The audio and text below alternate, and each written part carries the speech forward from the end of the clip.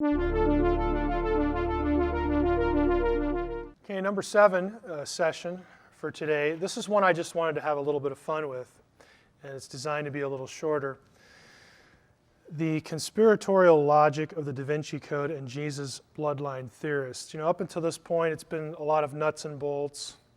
A lot of this text says this text says that. And again, my style is, I know it's not the most exciting thing in the world, but I try to give you the primary sources, give you good secondary sources so that you can check up on me. You know I'm not making it up. Just go and look. That's what we're all supposed to do.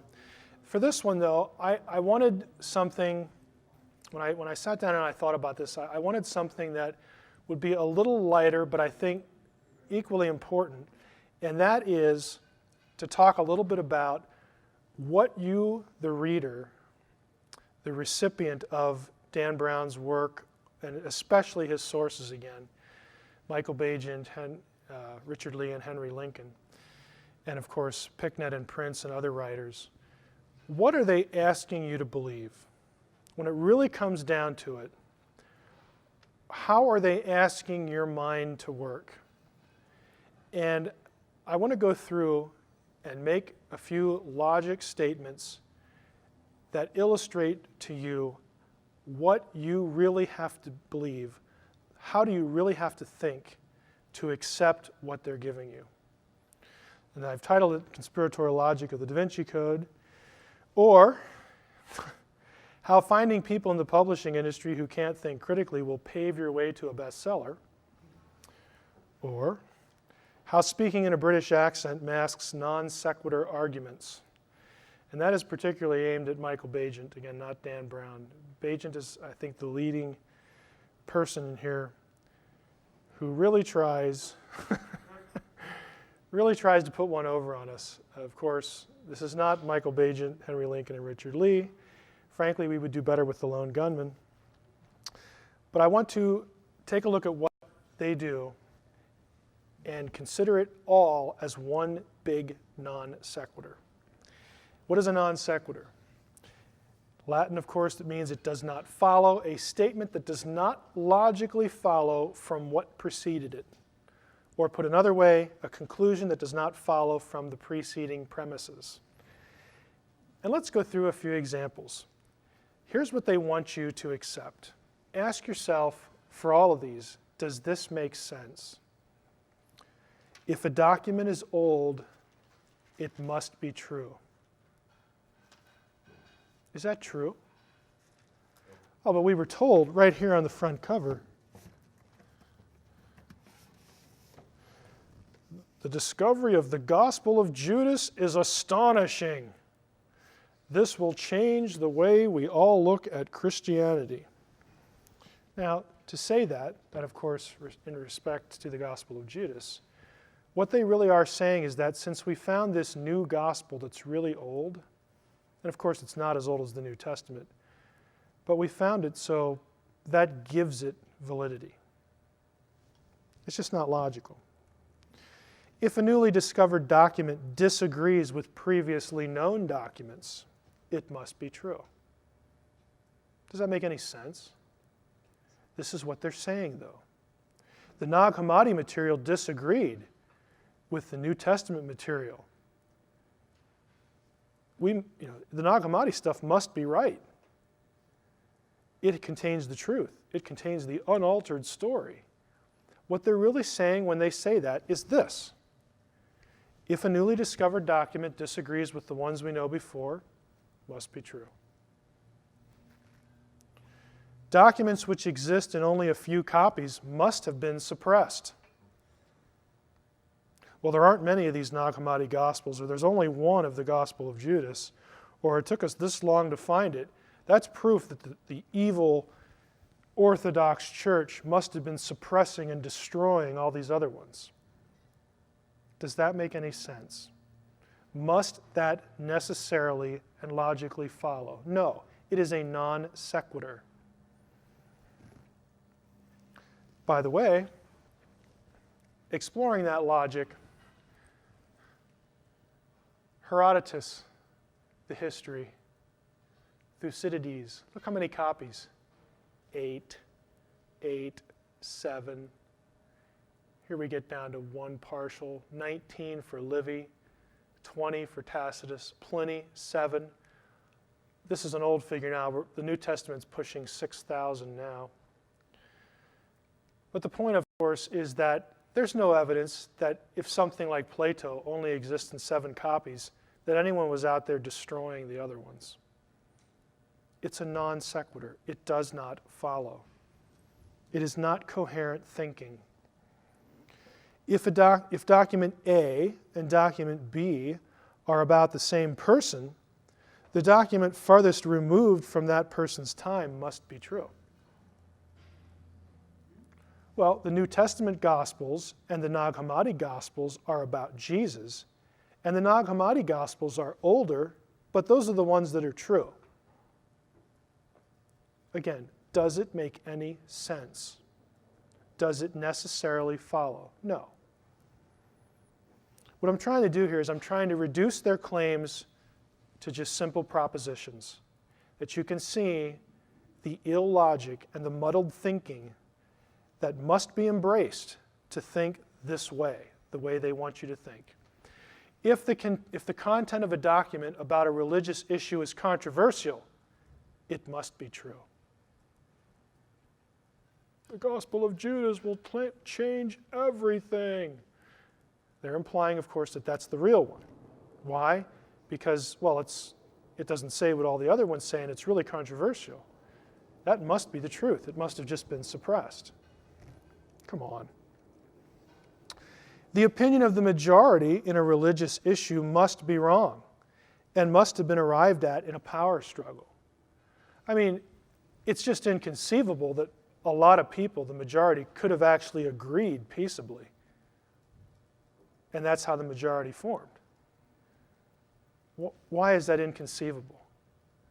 Again, if you accept the conspiratorial thinking, this is what you're asked to affirm. If one person who believes something behaves badly, then most or even all of the people who share that belief would approve of that behavior or behave the same way. Well, we know that there were early church fathers, early Christians, who didn't have nice things to say about the role of women. That must mean that most Christians think that way, and that this characterizes the church. That must mean that Gnosticism, is just the way to go, because they had so much of a more enlightened view.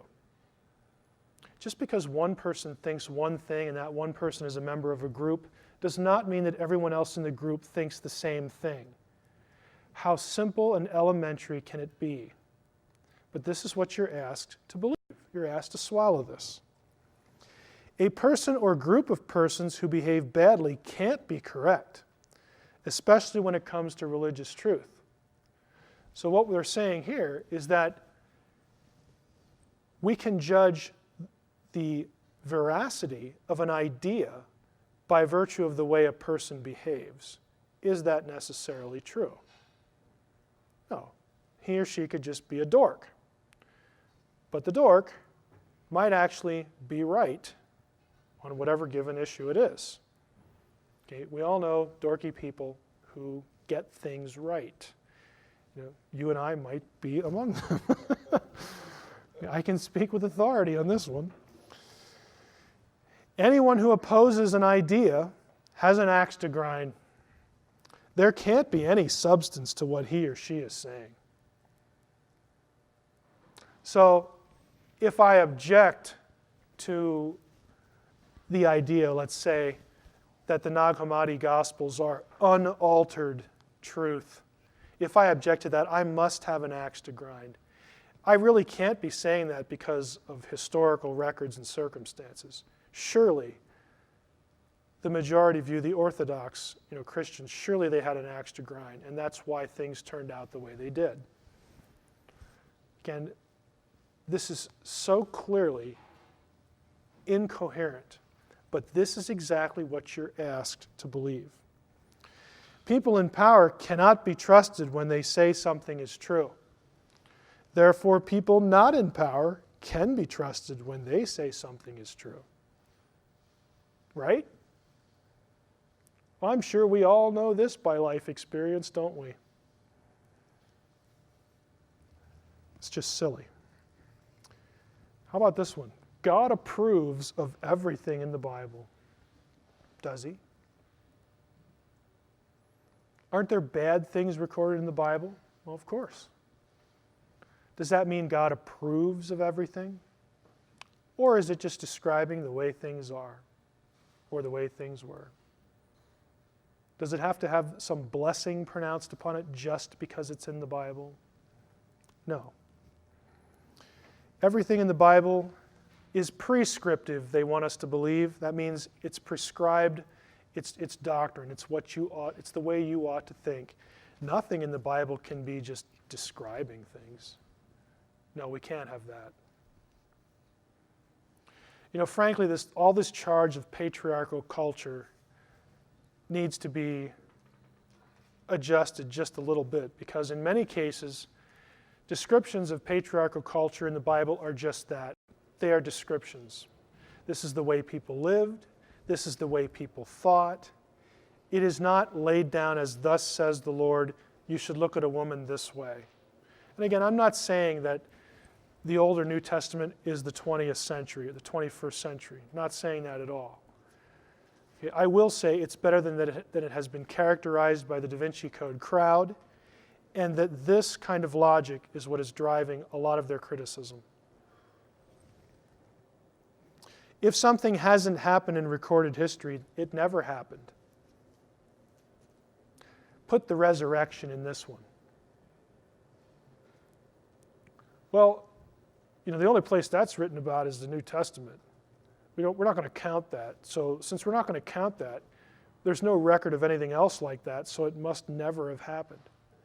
Well, thanks. You've just claimed omniscience. You know, I wish I was omniscient.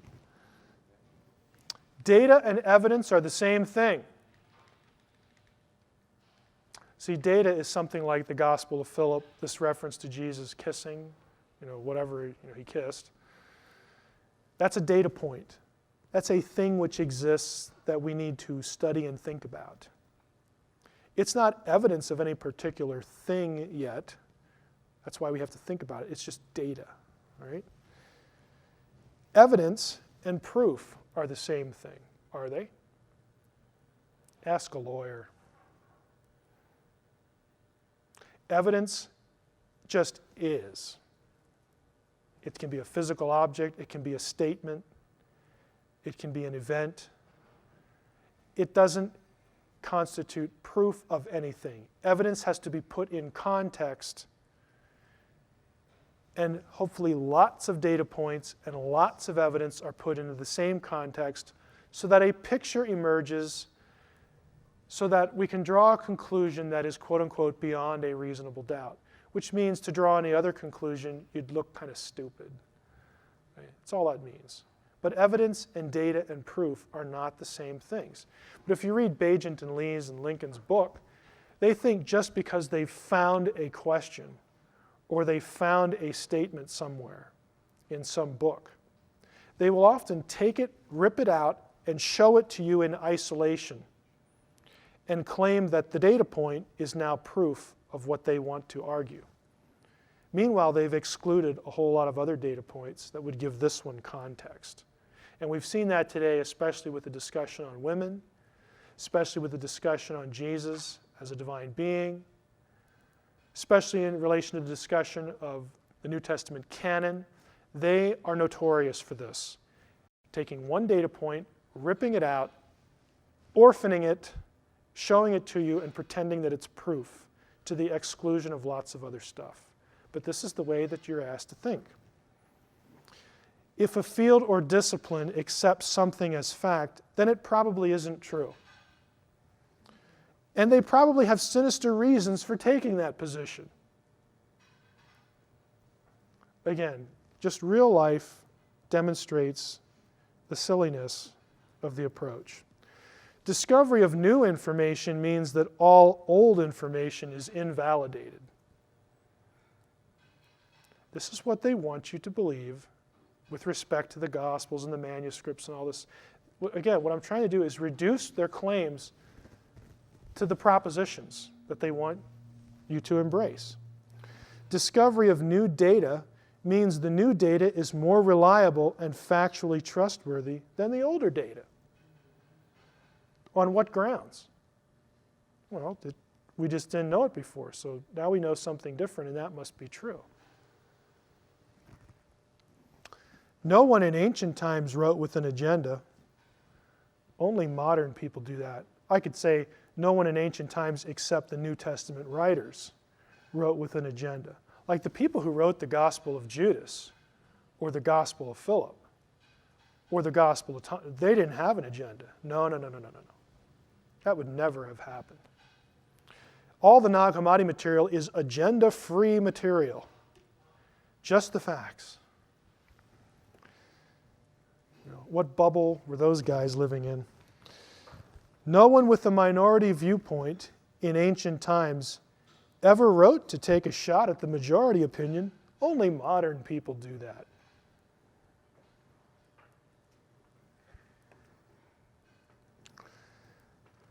Just a few quotes here that, again, to me summarize the whole situation. Like I said, I wanted to have a little fun with this one.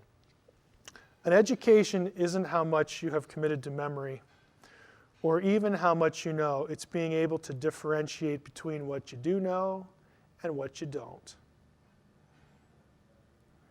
That is an honest handling of evidence, an honest handling of material.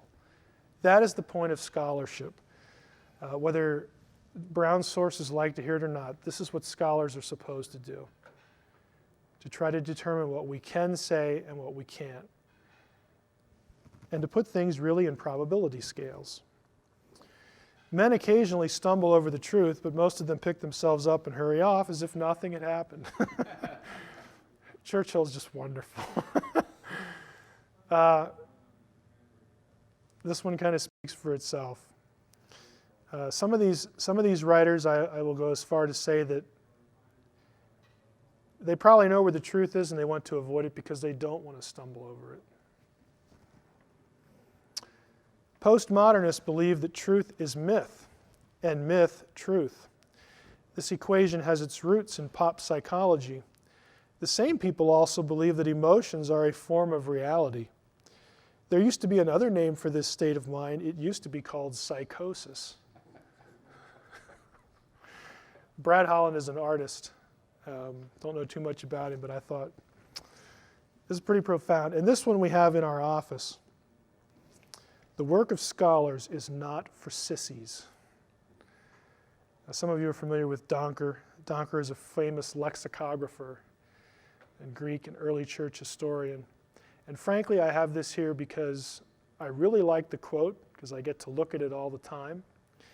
And also to say that if the sources behind what Brown is writing and perpetuating, again, he to me is not the bad guy. If these guys are not willing to do the grunt work and to look at the texts and give you all the data, they're not only sissies, they're axe-grinding sissies. Okay, this is not easy stuff. It is mind-numbing on occasion, but it's important. Just trying to give the data and be honest with it and think about it. Again, non sequitur, conclusion that does not follow from the preceding premises. And Shakespeare's quote, I think, is a good way to wrap this up.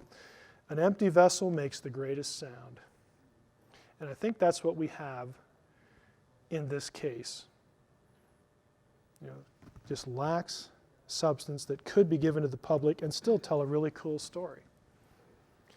But there is apparently an agenda that is being propelled, at least at this point. And maybe it's as simple as, hey, I like being rich. Maybe it's something deeper than that. I don't know. Questions? I can move right into number 8. Go ahead. I was listening to Gnosis.com or whatever, and they had lectures on there by Dr. Heller? Yeah. And His intro to Gnosticism, by the way, is really good. I was fascinated Yeah. by what I listened to, and He's a Gnostic, by the way. Good yes, yeah, I gathered that. One of the things that he said from my notes is I think there is inherent, and I can't find it right off here, but there's an inherent necessity to rebel against law and structure and the laws like the Ten Commandments, Torah, because since it originated from an inferior being, Eon, Right. that it is In necessary Gnosticism. for us to rebel against it because it is a means of repressing us. And that rebellion, if I have the right word, seems really to permeate all of the logic, it reminds me of the 70s when all the institution was bad. And it just seems to be in every part of the literature, and your quotes, of course, certainly have that to them. No, I would agree. I think it's a rebellion against coherence, but that doesn't mean it's the desire to sound stupid. It's not that at all. It's that I know what I want to believe, and even if it's not coherent, I'm still going to believe it because I prefer it over this over here. And who knows why people make such choices? I mean, I'm willing to think that a lot of it, maybe is the church's fault. People are victimized in some way and they go another direction regardless of how silly the thinking process is that takes them there. But I tend to agree that a lot of it is just rebellion. I don't really know what motivates it. And I'm willing to say that, I don't really find myself too much as part of an institutionalized church. I mean, I go to a church that's in a denomination, but I frankly never think in those terms, because I don't think that's what's important. I'm not here to perpetuate the livelihood of a particular denomination. But that being said, there is this sense of not wanting any sort of check and balance on thinking, and I don't know what else you'd call that. That's the whole issue. They don't want any constraint. Yeah, I think that there is an element of that for sure. Another question? Yes, Ted. Yeah, I had one. Back to Nicaea, those 300 people that were there, or 300 or so people, who were they? I mean, were they local, kings of the area, or who? No, they were the cardinals and bishops. Yeah, they were the bishops that were solicited. I mean, basically the call went out, all through the empire. We're going to have this council at Nicaea, XYZ date. You're invited to come. Some did, some didn't. But they're basically ecclesiastical people in position of various positions of the church. Yes. We obviously had some scholarship of a great deal of depth back in the early church in thinking of concepts that pretty much outpace what's in the thought structure of today. What's happened to that type of scholarship and higher level of thought in our quote-unquote religious institutions and hierarchy?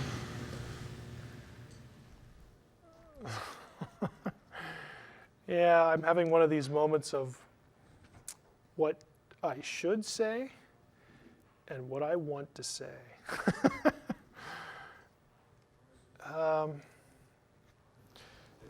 In an attempt to be nice, I think part of the problem is a general, the only circles I can really speak for are what I have seen in Protestant evangelicalism.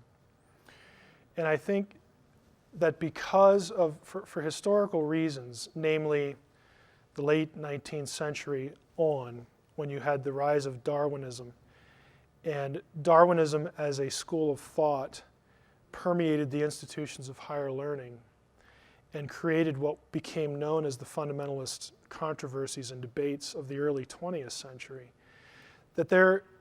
that produced an inherent or a systemic suspicion of higher education, because the universities were the places that were cranking out Darwinism, and it's not just Darwinism, but it's 19th century German philosophy and the things that worked well with a Darwinist scheme, a Darwinist perspective of reality.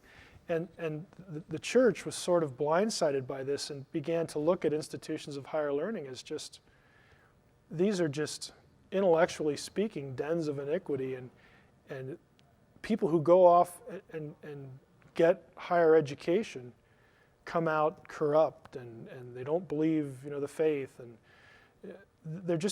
it really created an atmosphere of anti-intellectualism that is still evident to some degree within what today would be called fundamentalism, even though I don't want to mischaracterize it, because fundamentalists tend to, they start their own institutions and they have PhDs like everybody else, but in the mid to early 20th century, you just started to get a very anti-intellectual tide within the church. That's one issue. The other issue, I think, being a little less nice, is just frankly laziness. We just seem, especially in our culture, to prefer being entertained over thinking. And a lot of what's in the culture reinforces that. It's the old nerd complex, where if you're not going to go off and essentially, party and just really be alive to have fun, if you want to be serious, what's the problem with you, kind of thing. In the modern church, we just have instances where, I've actually had Christians come up to me and ask me why I've wasted my life studying the Bible. You're smart, Mike. You could have been a doctor or a lawyer. What are you doing this? You could have made a lot of money. I've actually had people tell me that and ask me that. There is an anti-intellectualism there. I think it's a worldliness that we tend to look at ourselves vocationally for how much money we can accumulate, how much wealth we can accumulate. We are too lazy to want to be intellectually stimulated because it's not going to lead to a profit, at least as we can perceive it. I think you have all sorts of forces that are intertwined and combined within the church to perpetuate an anti-intellectual stance. I'm trying not to make too sweeping of a generalization, because I know lots of Christians with PhDs in all sorts of fields that really care, about learning in sciences or humanities or whatever. But the lay community, people like you are the unusual ones. I hope you realize that.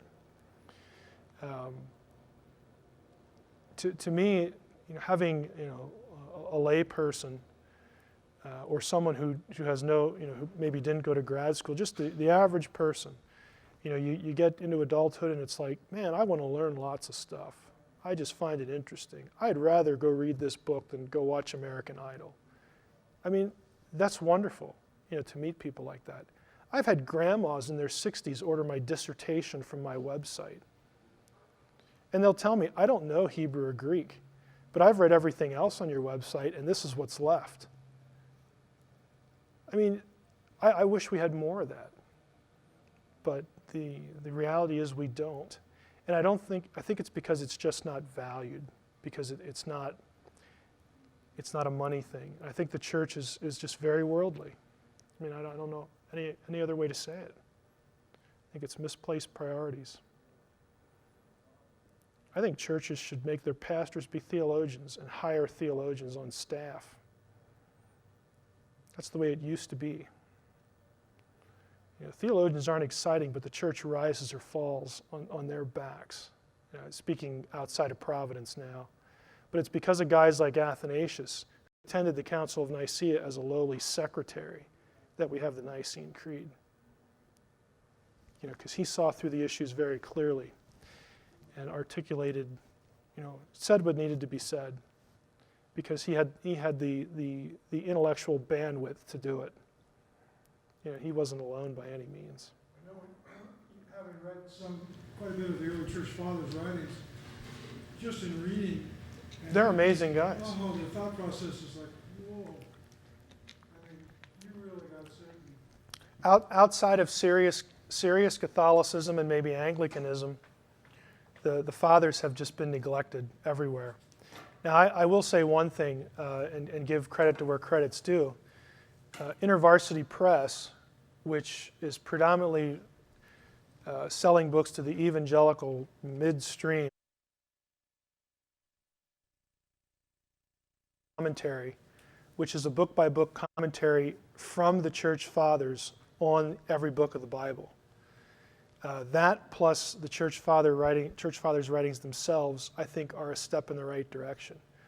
We're sensitive to that too at Logos. We license InterVarsity stuff for electronic use. It's wonderful to be able to search it because these guys were just, you'd probably have to replace any one of them with 3 or 4 other people now that have PhDs.